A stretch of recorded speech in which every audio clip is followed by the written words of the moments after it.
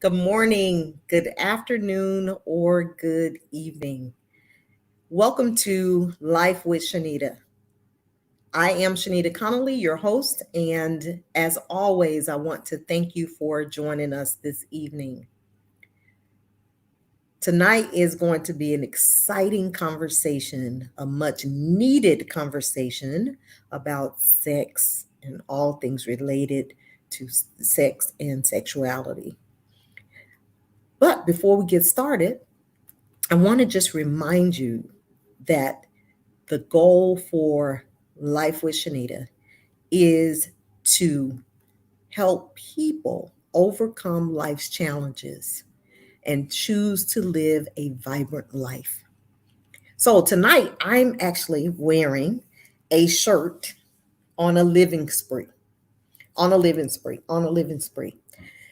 designed by none other than Zykia Whittle.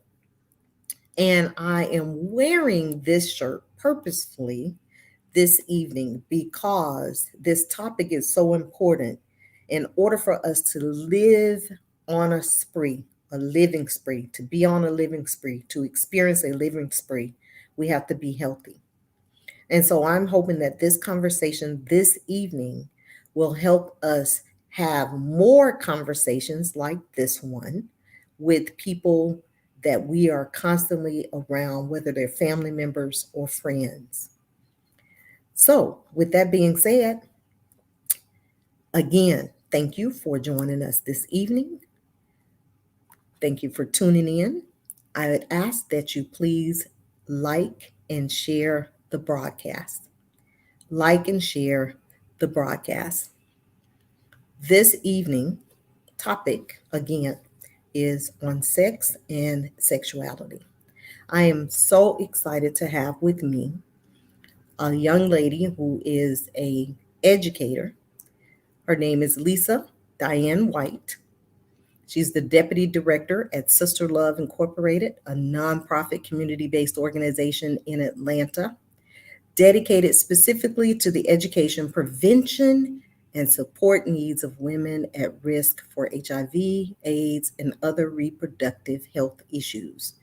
Lisa has over 30 years of experience in Black women's health issues and their inclusion in community-led participatory research.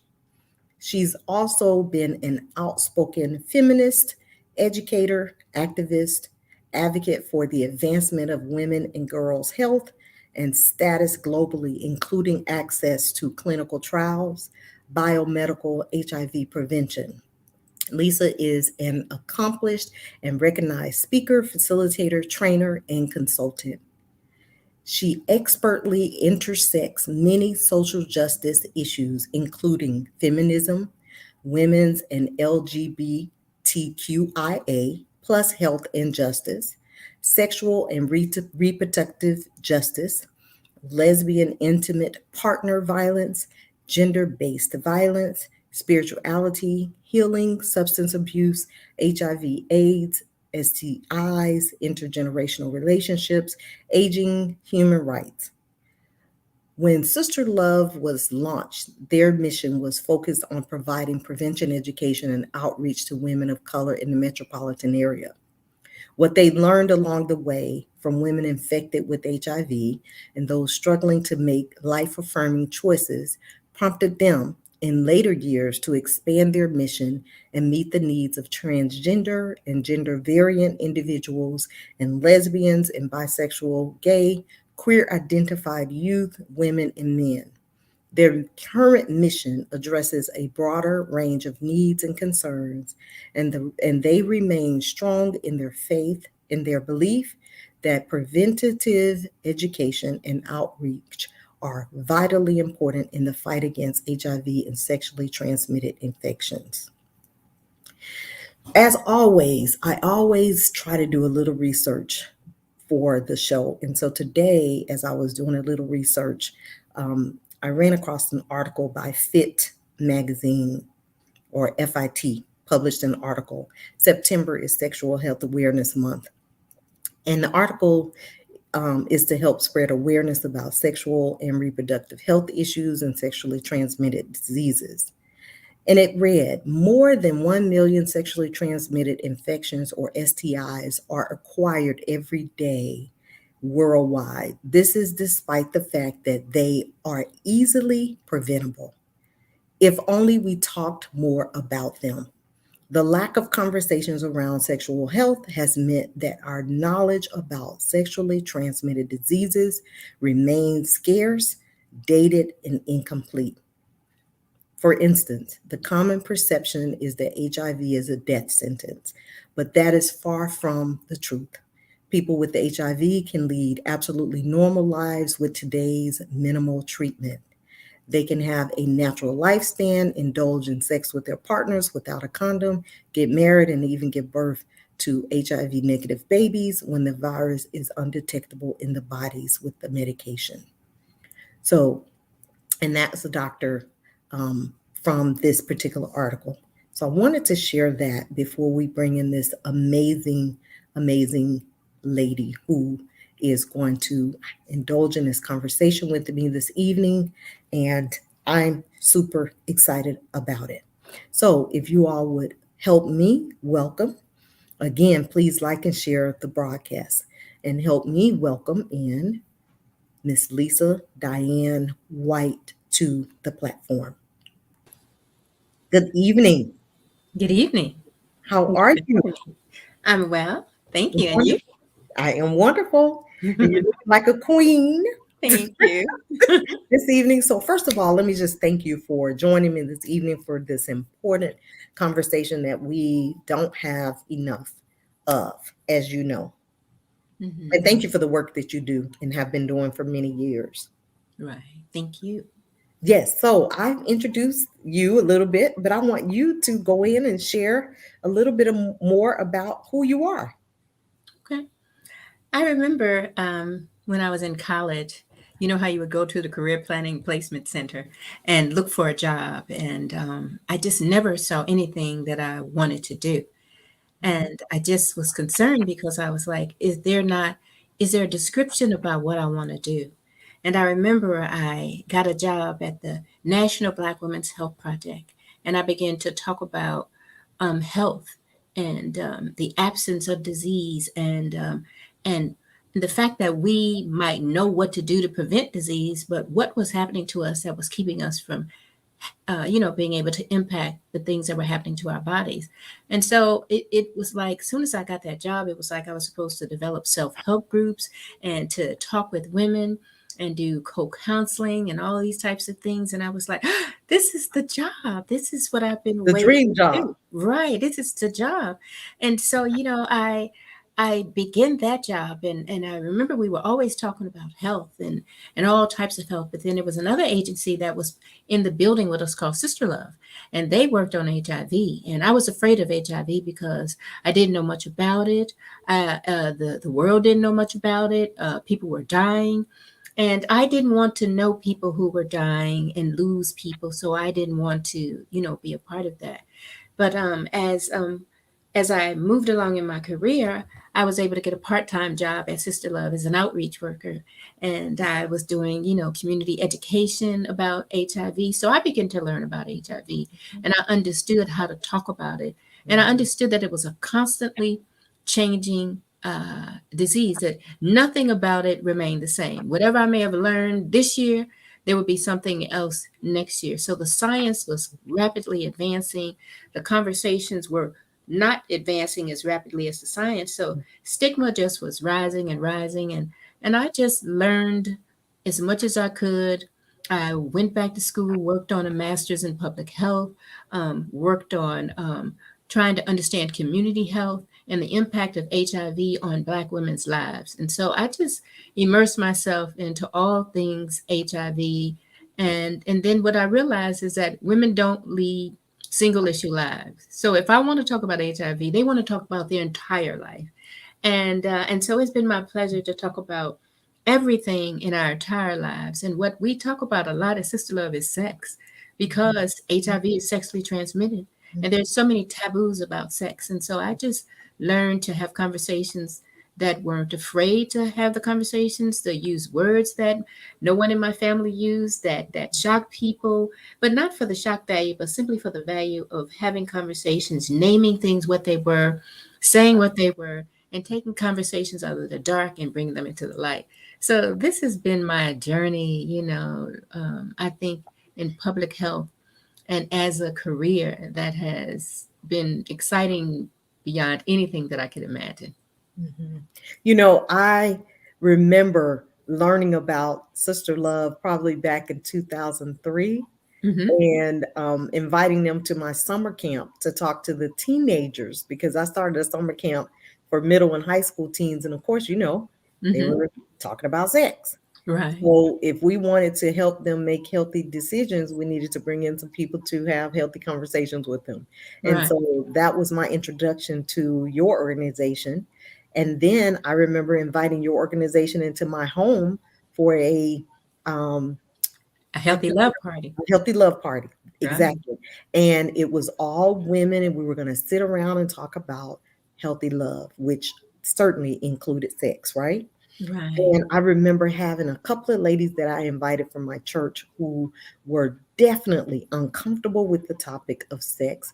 And they thought we were just sinning because we were having this conversation. So when you mentioned the uncomfortableness of the topic, we have got to get away from that place and right, be comfortable talking about all things sex. right.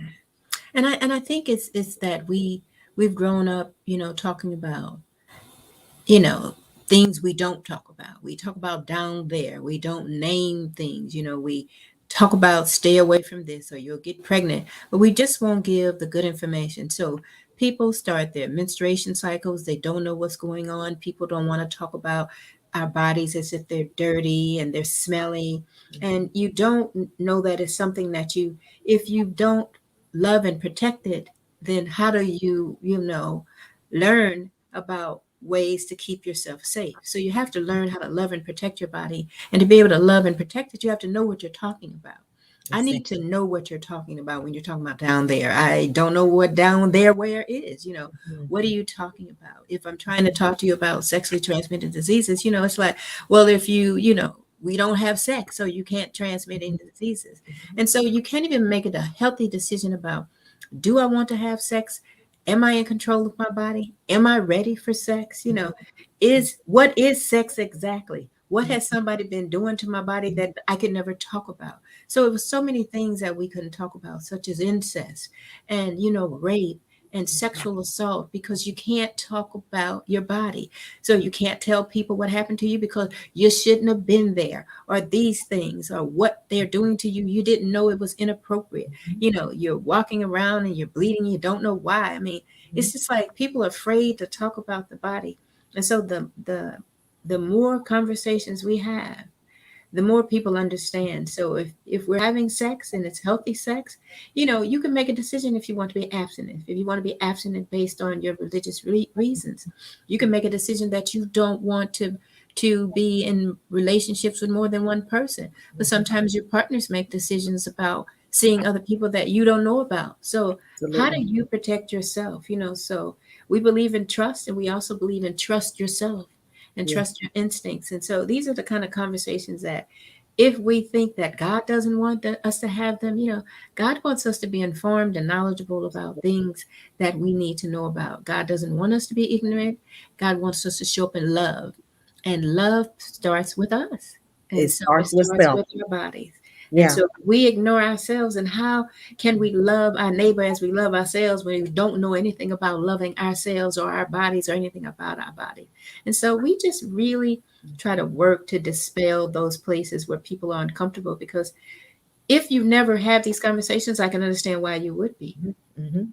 And I think about even the healthy love party I had not long ago and how uncomfortable some of the ladies were that night. And I was thinking, fast forward, that first one took place maybe in 2003, 2004, and fast forward to 2020, because I think we had it at the end of the year last year, Correct. and Mm-hmm. how uncomfortable Black women still are about this topic. And Yeah. so I was really, really surprised. And so it's like I got to handpick the people that I invite to have these conversations because everybody's not comfortable. And It so still I blows me away. and so I like the idea that you suggested is that we begin to give people warnings about the fact that we may generate sexually explicit conversation so that you know that when you have children coming in and out of the room. But then I remember one time I used the word vagina and they screamed in one at a meeting. It was like, we have children in here. And I was like, they have vaginas. I couldn't even use the correct Proper term, term. Hmm. the anatomy term, so Hmm. it's just like we don't even want to talk about it. Right. So if we don't talk about it, if we don't have conversations with our children, we teach our children to be shamed. We grow up shamed. We grow up stigmatizing. We grow up thinking it cannot be discussed. And so this is a cycle that we as people have. And so as you recognize, no matter what the topic, whether we're talking about intimate partner violence, whether we're talking about sexually transmitted diseases, whether we're talking about sexual assault, homosexuality, we cannot have any conversations that we think are deviant Hmm. as opposed to natural conversations about who we are as human beings, how we identify, and how we want to protect and love ourselves. So if you can't talk about it, how do you protect it? That's right. Can't And say you, that you're being harmed. How do you get help? yeah, absolutely. And I'm so proud of my own personal growth because I was homophobic Mm, because my life was threatened by someone who was HIV positive who could have endangered me. And so for years, that was me. And I am so grateful for the growth on a personal level. And so mhm. that's why I wanted to have this conversation with you tonight so that we can help others to become unashamed, Mhm. non judgmental, accepting even when we disagree with something. We don't have Ooh, to, love that. you don't, Accepting even when we yeah, disagree. yeah, we don't have to agree to accept and love people for who Definitely. they are. And, Mm, and that's their choice.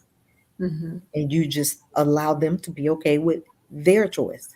And so I am grateful that we're talking about what you all do in this communication, in this community, I'm sorry, to Mhm. help advance um, healthy relationships, healthy individuals. And you mentioned something about love and respect and protect yourself. I mean, Yeah. it's so important, you Yeah. know, the Mhm. penis, the vagina, people being uncomfortable using those terms. Right.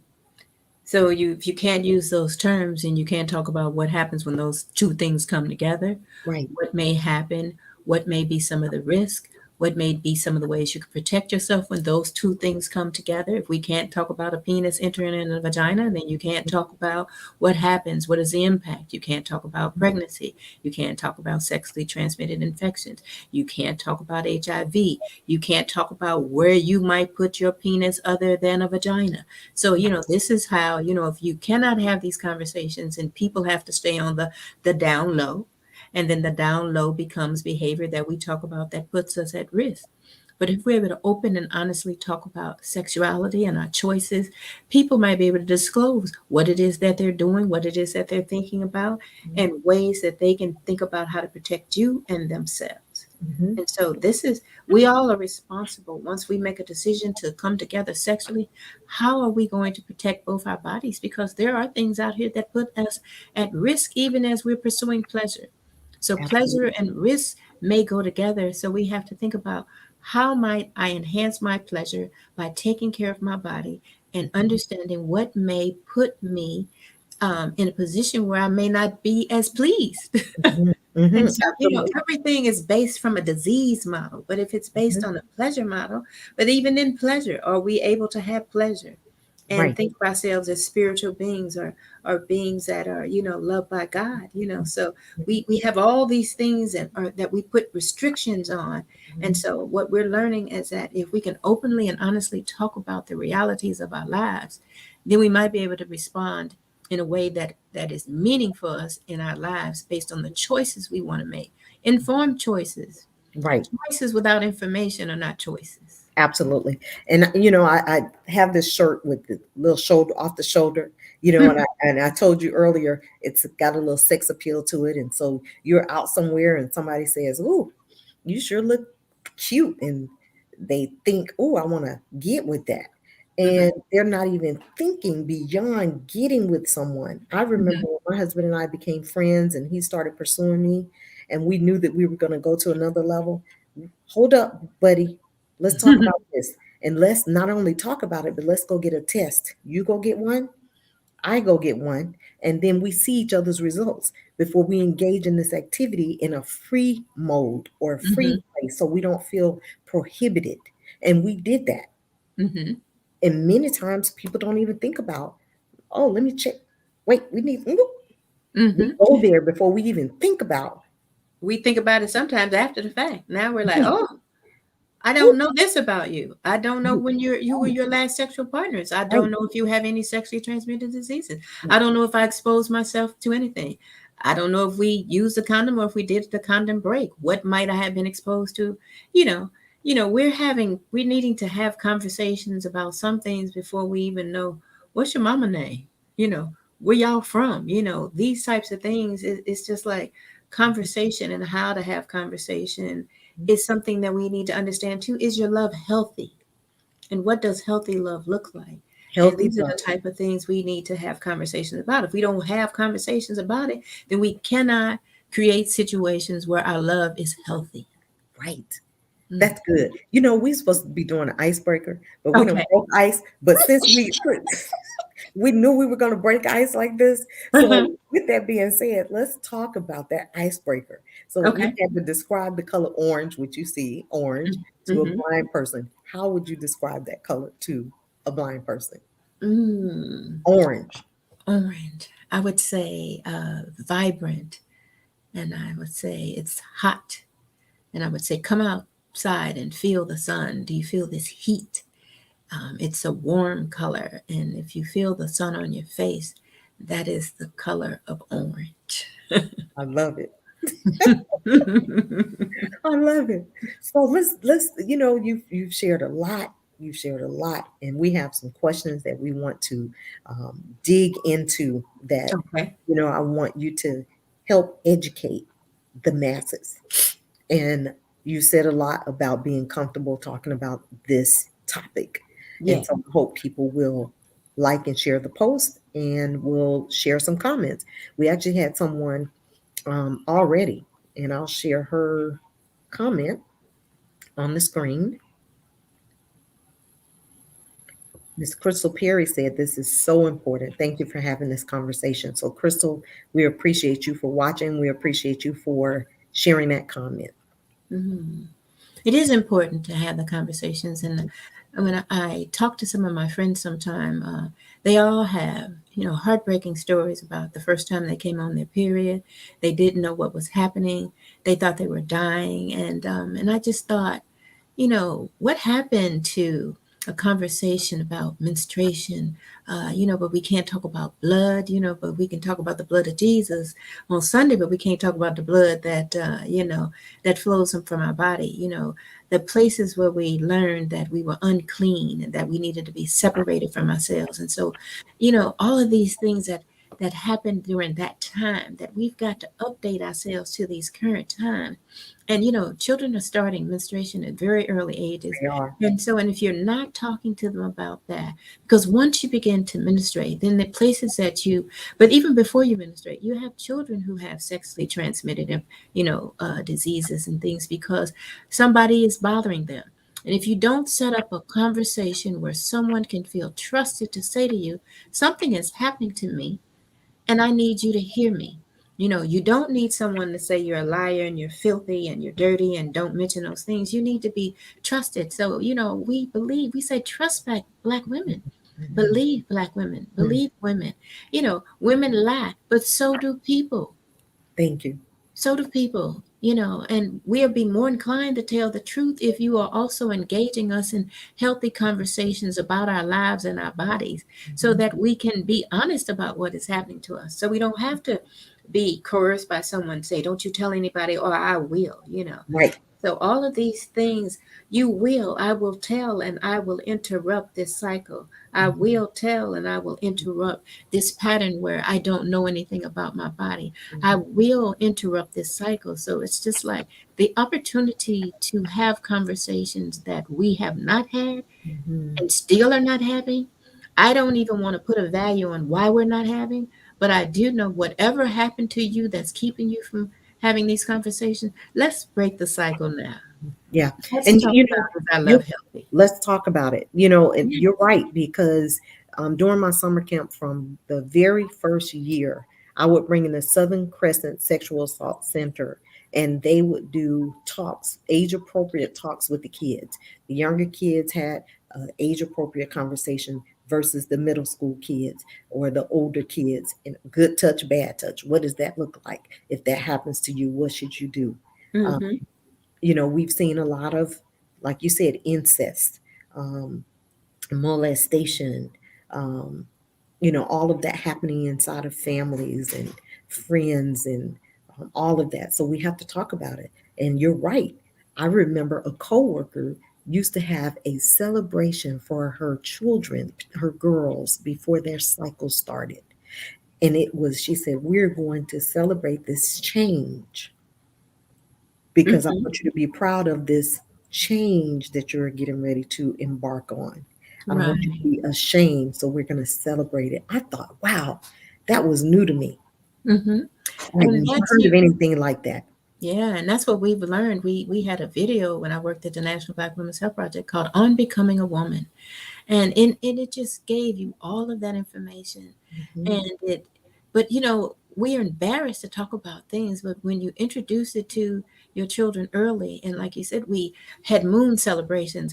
My niece told me that her daughter is 10 and that they say she might be on the verge of menstruation, and she was appalled. She was like, no, no, no. And I said, you cannot stay in that particular position, because what happens if she starts now and you're still waiting on her to get to when you feel like it's appropriate for her to have it, Right. and she won't know what's going on, she won't have information, and you're going to be still over there, she's too young. Yeah. And so it's like, no, she's not. And what happens, all of these conversations, like you said, become age appropriate when Mhm. children start asking questions. You know how we tell you, just hush. Right. That's when that's when a conversation needs to have, when they Yes. start asking questions. Yes. What are they asking you, and what are you answering? And if That's it. if you don't know the answers, then there's so many places nowadays you can go. You can go Google Resources. anything and look for two or three sources, because something is always going to contradict something else. But Mhm. even then, how to feel comfortable talking about sex. I Mhm. think if you know what you're talking about, that's a good place to begin. And then Yes. if you're embarrassed, Absolutely. then talk about what's embarrassing. Mhm. Let's Absolutely. just talk about it. Exactly. My granddaughter is in a girls group, and they had the talk about the cycle. Hmm. And before it happened, this is what you should expect. It was absolutely wonderful. And I applauded the director for including that piece in her program for those young girls Hmm. because And now they were approaching it, they have gift boxes and bags with all types of, goodies and goodies and what products. have you. Mhm. They tell you, used to be you used to get a sanitary belt. Now Mhm. they've got all kind of things you can Yep. talk to them about, the different types of products that are out Mhm. there. Mhm. Allow them to touch it. I can remember when I was my little nephew came into the room and he saw a panty liner and he stuck Mhm. it to his forehead and he's like, "Oh, it's a big band-aid." And we were just all mortified, but now I realize that, we want you don't want. I remember a man telling me about my body, and I was like, he knows more about what's happening to my body than I do. Mhm. And I didn't like that. Yeah. But I also celebrated the fact that he knew about enough about my body as a man to help me understand what was happening. And Mhm. so I think age appropriate and gender appropriate, we should be sharing information Yes. across the place. So because each of us are responsible for protecting each other. Each If we're other. talking about in relationship, if there's two people, then two people are responsible. Two people need to be informed, and two people need to inform each other. And That's right. so, to think about, Mhm. I can help you put on a condom.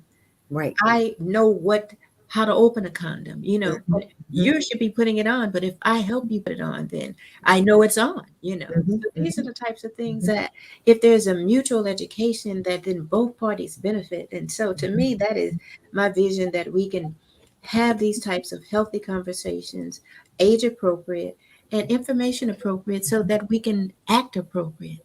And, absolutely. and And I grew up in a taboo, home we where, won't do anything. right, because I grew up in a home where it just wasn't taught. Keep your legs closed. Yes. Keep your And legs so closed. when you got curious to open your legs, then boom, here I am pregnant. Right. And then So your mom's like, I'm gonna put you out. And I'm like, and where am I go? absolutely, So I was absolutely. always afraid of everything, Hmm. Hmm. because I didn't have good information. Yeah. So Mm. we got to break the cycles. We So do. so I have a few questions. Okay. So tell us what the difference between an STD and an STI is. Well, before this conversation, I would have said there was not a difference, but a sexually STI is a sexually transmitted infection. And things begin with infections, and some infections, they progress to a disease. And so that's when you have STDs. But most sexually transmitted infections, sometimes they don't even have symptoms. And so if they don't have symptoms and they don't progress to a disease, so sometimes you can have, human papillomavirus, and you can have an infection, but it may not progress to a disease. Sometimes you can have syphilis as an infection that does not progress to a disease for years. So this is why there's some differences. And sometimes there's some stigma based on talking about I got a disease versus I got an infection. But I realize it just depends on who you are. Some people be, you infected, you disease. So both words carry stigma. Mm-hmm. But we want you to understand that knowing what an STI is, what an STD is, and how do you get them, whether or not they're sexually transmitted versus whether or not they're transmitted by saliva, or and skin to skin contact. So all of that stuff is important when you want to talk about an STI. So whatever one you want to call it, now we can have the conversations about Mm-hmm. what types there are, how you get them, how you treat them, what's curable, what's not curable, and then what treatment looks like if it's not curable. And while we're talking about that, name a few of each of them for us, maybe a couple. Yeah. All right. So we know that HIV, there is no cure for HIV. There is a cure for syphilis. There is no cure for herpes. There is a cure for chlamydia. There's a cure for gonorrhea. And so these are the types of things that we need to understand, that you can get penicillin. So once you know what's curable and what's not curable, then you need to understand how to protect yourself. And Mm-hmm. then we talked about herpes. Is herpes a sexually transmitted disease? So if you have herpes, where you've had a cold sore, that's herpes 1. But if we're talking about a cold sore on your lips, if I take these lips and put them on another lip, then they may transmit that same virus to the vagina Mm-hmm. or to the anus, wherever you put those lips. If you have, an Mm-hmm. infection, then you can spread that infection. So this is how, people get confused about whether or not herpes is a sexually transmitted disease. So if you're kissing and you're sharing, saliva, then that's not a sexual, transmission. But if you put your lips on a sexual, part of your body, then in transmission occurs that way. And it can be one or two. So, this is why it's very important to understand that sometimes you should not be having sex if you have an active infection, but sometimes you don't know. Sometimes if you have a cold sore, sometimes you feel a tingling, or Mm-hmm. sometimes you don't get any symptoms at all. So Mm-hmm. this is why we're even talking about it's important to use barrier methods such as condoms. But if you have, you know, herpes on any other body part, you can't put a condom on there. If you have it on your thigh, or you can't put a condom on your lips. So these are the types of things we need to be very thoughtful about as we talk about HIV, sexually transmitted infections, which HIV is. Mm-hmm. And so we want to make sure that you have an understanding that all of these things come with a decision to have sex. Mm-hmm. And how often should we test for STDs or STIs? How often should we? I said, earlier, before me and my husband decided to engage sexually, we decided to get tested. So, Mhm. is there a recommendation? Is there Well, something you would recommend? well, I think that the recommendation is if you are ready to embark on a sexual encounter of any kind, you might need to think about getting tested. So, you just don't know, um, you know, if who your partner may have been with. So that's a good time to think about getting tested. If you are having sex with more than one partner, that's a good time to think about being tested. Mhm, If you're not using any barrier methods, that's an even better time to think about getting tested, mhm, because mhm, the fact is that you have nothing protecting you from a possible infection. So that means you don't know what anyone's status is without, you can't look at everyone, but mhm, sometimes you can tell. Sometimes you have burning and itching. Sometimes there's smells. And sometimes, like I said, you could have syphilis for years and have no symptoms whatsoever. So when you are ready to engage in any type of sexual activity, multiple, one, two, three, unknown, you mhm. talked about going to get tested with your partner. I remember my sister went to get tested with her partner. And she was all excited about the fact that they had an honest testing exchange. Then later she learned that he had other partners. So even though they had an honest exchange together, there was a dishonest, Mhm, a lack of disclosure about multiple partners that mhm. put her at risk. Yeah. She thought they were tested, and so she used no barrier methods. Mhm. And so when she got something, she was like, "Wait a minute, what Right. happened?" Right. And fortunately, she got something that was treatable. But sometimes we get something that's not treatable, and then how do we live with that? And how do we talk about that?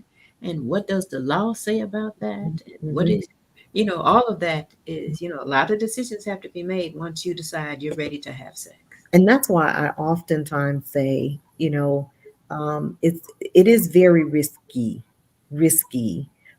entering any relationship, because you truly have to be able to trust whomever that partner is. Because, like you said, you could tell me that there's no one else, but it certainly is multiple people Hmm. outside of our relationship that I'm unaware of.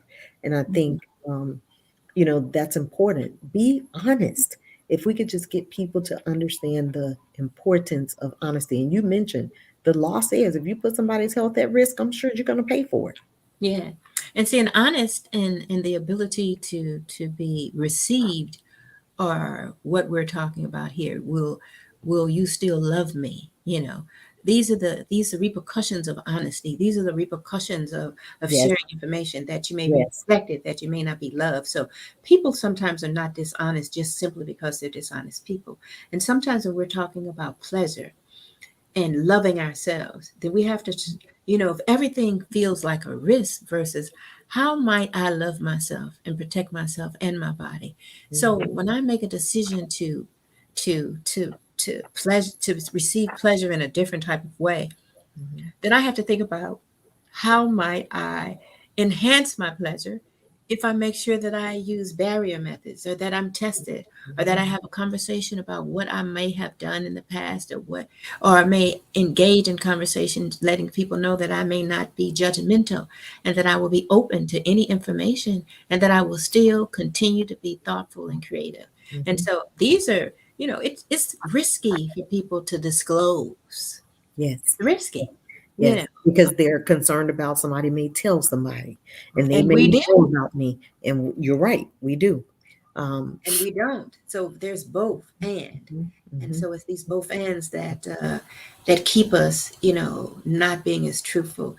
And I do believe that if we move as, if we, we always think about religion and how it plays a part in what we do. If we move in love, every time we think about love, period.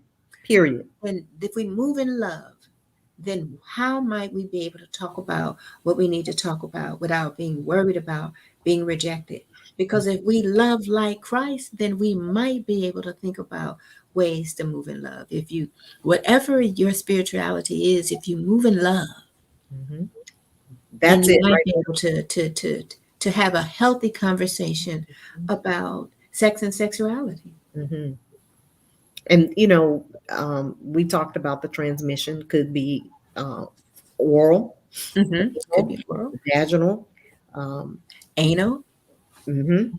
See, Absolutely. we don't want to talk about some of those parts of the body, Hmm. Hmm. because again, we put, values on what's nasty. Hmm. So if you are wanting to have sex in at the anus area and you always talking about that's nasty, then I might not be able to feel comfortable disclosing to you that I have sex with men in the anus, and because you've already made it clear to me that you think of that as something that's stigmatizing, so I now don't feel comfortable disclosing something. So now, if it comes out later, then it's like, oh, you put me at risk, you could have killed me, and it's like, but I'm responsible for protecting my body and keeping myself. So I need to be open and talk about the things that I need to do to keep myself protected, and what I will and won't do, or what I don't want to engage in, so that we can have a conversation about what's important to me.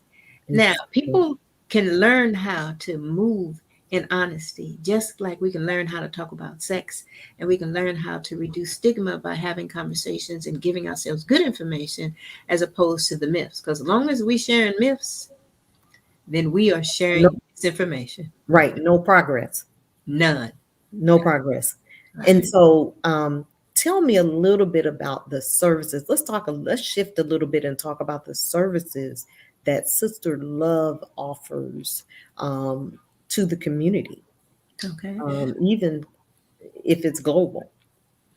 Uh, we do a lot of HIV prevention and education, and we do HIV treatment education as well, which is also now known as prevention education, because again, I taught you about the science and how it has been advancing things that were 30 years ago. Oh, Mhm, my goodness. And so mhm, what we do is we test you. Do you want to know if you have HIV? We will test you for HIV. Do you want to know if you've been exposed to a sexually transmitted infection? We can test you for syphilis, for gonorrhea, and for chlamydia. And all of these services are free. We can talk to you about if you are concerned that you've been put at risk for HIV. We can talk about the new HIV prevention technologies, that there's a pill that you can take called PrEP, pre-exposure prophylaxis. There's a pill you can take to prevent HIV if you are concerned about having sex with someone who may have HIV, or you want to make sure that you do not acquire HIV in any sexual encounter because you're thinking about yourself and your body, then you can take a pill. And people, you can go to your doctor and talk about, can you give me more information about PrEP, pre-exposure prophylaxis? Or you might have been exposed to HIV during a sexual encounter, and it's within 72 hours. There's a pill you can take afterwards called post-exposure prophylaxis. And that is a 28-day cycle that can maybe help prevent the transmission. We can help you understand if you have syphilis. You can have syphilis anally, you can have it vaginally, you can have it orally. And same with many of these sexually transmitted infections, because of the fact is that we're having anal, oral, and vaginal sex. And so if you're having any of those things and you're transmitting virus, body fluids, so we want you to know what's a body fluid: mhm, blood, semen, vaginal fluids. Can you transmit, HIV through tears? No. Through saliva? No. But you can transmit herpes via saliva. So mhm. it's like it's not complicated, but it's also, you need to be informed. And this is what we do. We ask you about what you're doing, who you're doing it with, and then we advise you on ways that you can continue to be pleasured during sex in ways that you feel protected and loved and thoughtful. And so we try to move you away from everything about, oh, what you at risk for, what's going to kill you, what's going to hurt you. It's like, what's going to increase your pleasure, even if it's knowledge. If Right. that's the only thing you're seeking, then let's get you knowledgeable. And so we do that, and we do the healthy love party. Is Mhm, your love healthy? And we talk about ways that uh, we make it easier for you to talk about sex. mhm. Maybe, like you said, when we came up with fantasy names, that if Lisa can't talk about sex, and what would be a fantasy name? And even the fantasy names, they made other people uncomfortable. So, but we're just trying to figure out ways to answer the question: is your love healthy? And Mhm. what are we able to do to help you prevent you from transmitting or acquiring HIV or any type of sexually transmitted disease? And then if you have HIV, how might you protect yourself? we found out now that treatment is prevention. So that article you talked about, if you're taking your medicine daily, properly, then your viral load is low and it's been determined that you cannot transmit. So in the clinical trials, these were encounters that people had without condoms, and there was no transmission in this clinical trial. And so it was, several thousand people. And we learned, through research that this virus cannot be transmitted if you are taking your medicine and all of these things. But all those things have to be in place too. You have to be adherent to your medication. If you're not taking your medication, then those things may not work. So we're learning a lot about, we teach you about those things, whether you have HIV or not, so that you can know how to protect yourself. And so you all make sure that we're included in those trials, right? Too. And we do a lot of research and community-based participatory research, because we've had a long history of not being treated properly. So, when we talk about syphilis, we talk about the Tuskegee study. People don't know really what happened in that study, but they just be like, oh, they do stuff to you. But what happened is that people had syphilis. They didn't give it to them. They already had it. And what happened was, when treatment became available, they didn't offer it to them because they just kept looking to see what happened to your body as the syphilis progressed. That's unethical. And so when the treatment was available, it should have been given to them. And so these are the types of things that when we found out about this, we're like, hey, we're not participating in nothing because you're using us as guinea pigs. This is why people are not, ready to be vaccinated, why, you have families, some people are vaccinated, some people are not. And so it is about trying to understand the science, trust the people that are talking to you, and find out who's a trusted source. Who do you believe in? What are your risk factors? So that you can make all of that, taking all that information and make a decision about whether this is for you. But what you should be able to do is be tested to see if you've been exposed to HIV and or COVID. We're looking at pandemics. We're looking at the same type of things that happened in the first pandemic with HIV: misinformation, lack of trust, uncertainty of how it's transmitted.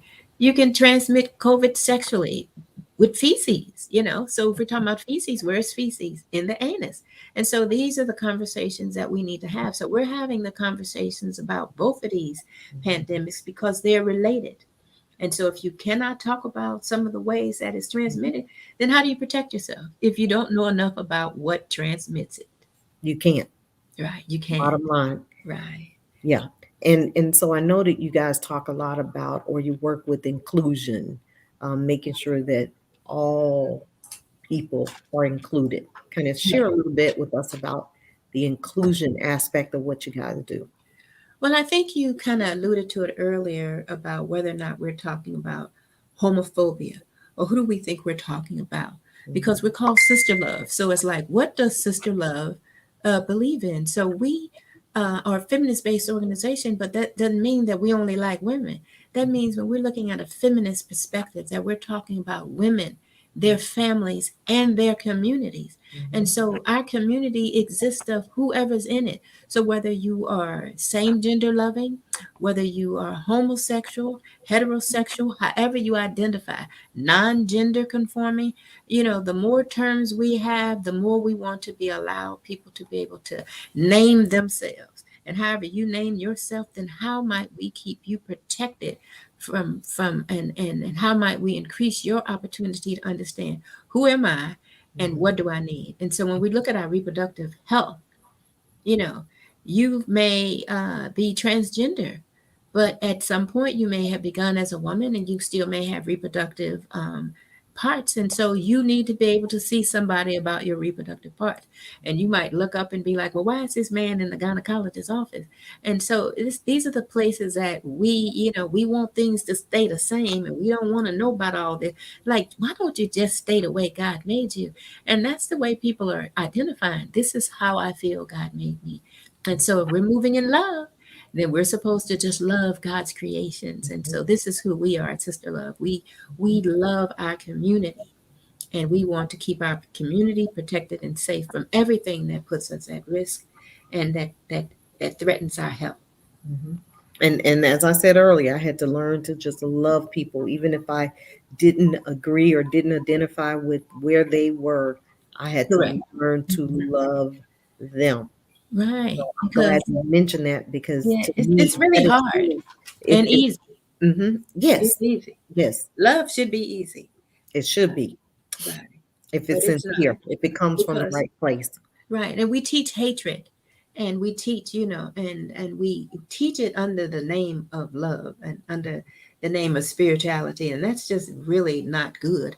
But, Mhm, people, I know we may disagree, but what we might do in terms of disagree, but what we don't want to disagree on is what can we do to protect ourselves mhm, and to be safe in this world and to be loving to a community. So we affirm however you identify and how you might be at risk because you're part of our community and how we as a community want to make sure that we all are safe as best as we can. So everyone deserves information and we want to make sure you have it.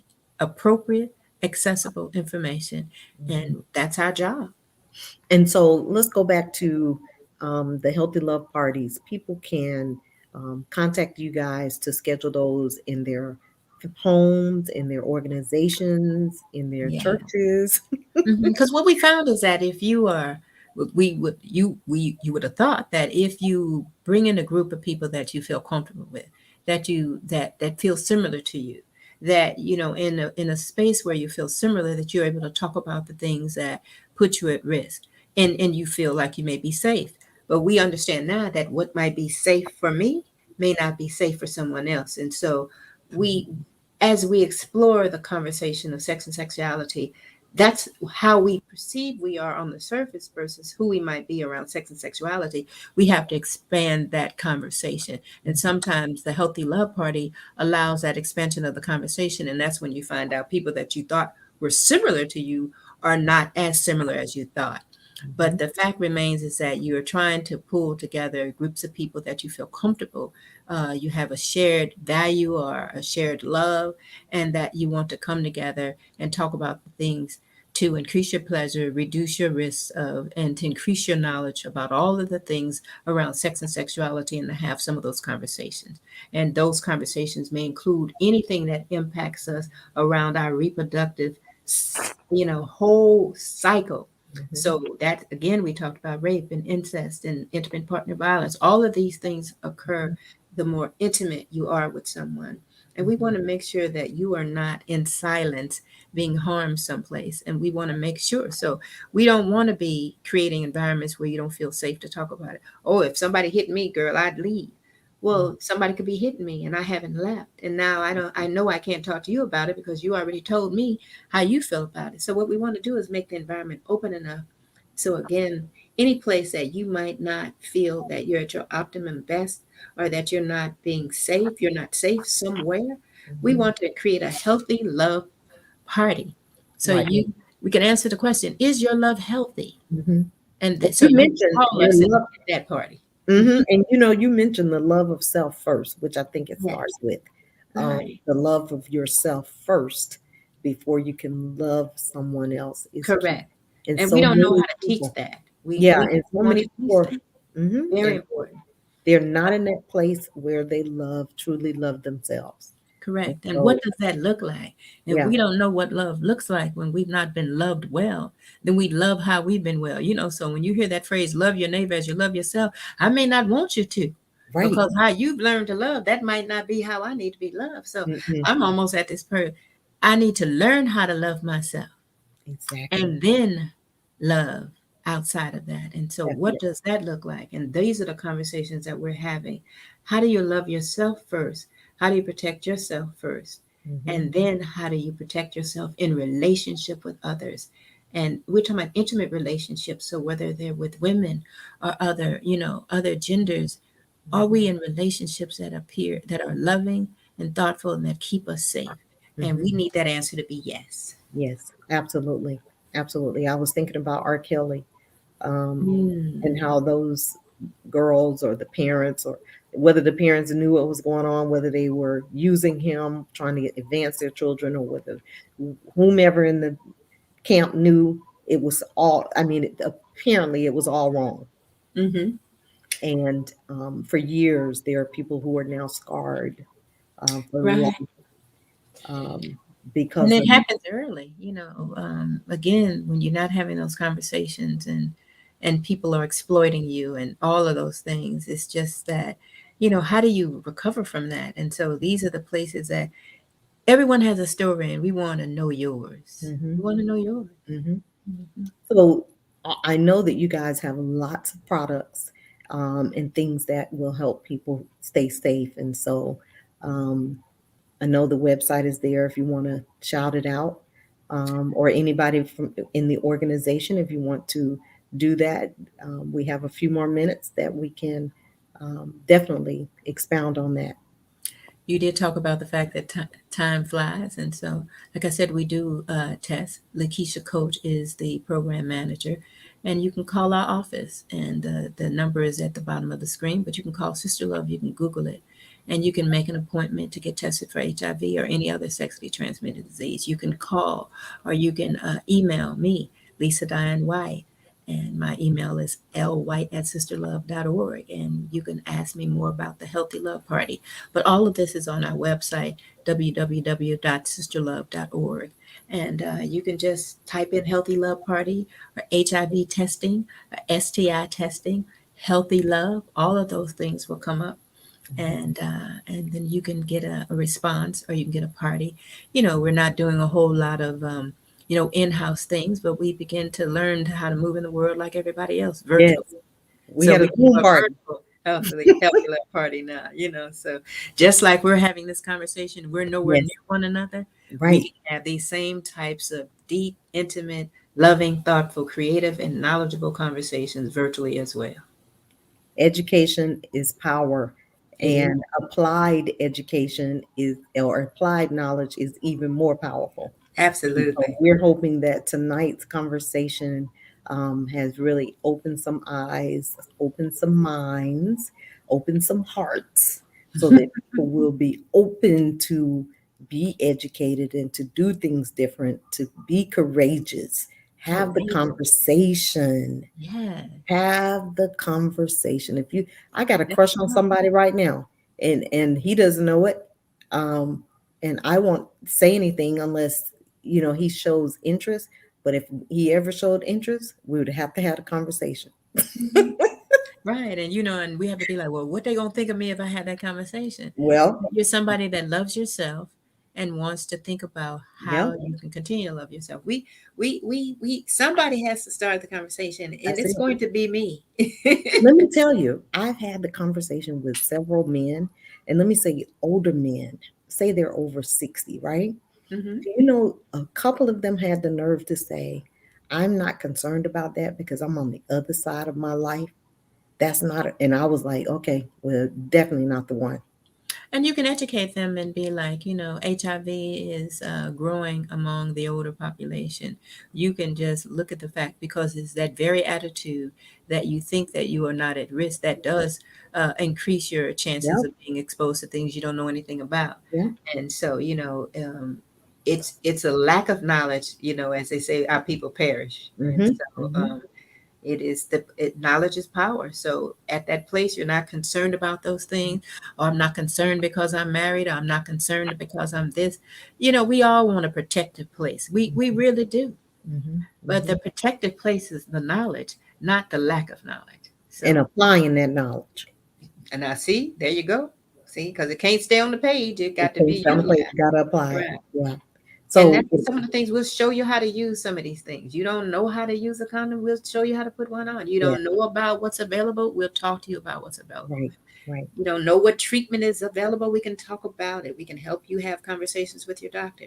Mm-hmm, If you are treated undetectable, you don't know what your viral load is so low you cannot transmit it. Undetectable equals untransmittable. I mm-hmm, mean, people don't know these things. mm-hmm. And so it's like these are kind of conversations we have. Yes.